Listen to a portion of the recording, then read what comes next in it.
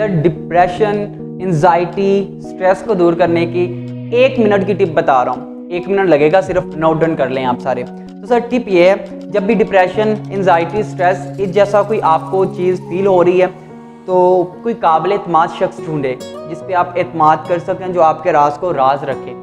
जो कुछ ज़हन में आ रहा ना सब कुछ उससे कह दें। सर अगर ऐसा कुछ शख्स नहीं है ना तो धीमी धीमी आवाज़ में ना खुद से बातें करें। जो जहन में आ रहा है वो अपने आप को कह दें। मुमकिन हो तो मोबाइल को से रिकॉर्ड कर लें, बाद में उसको सुने।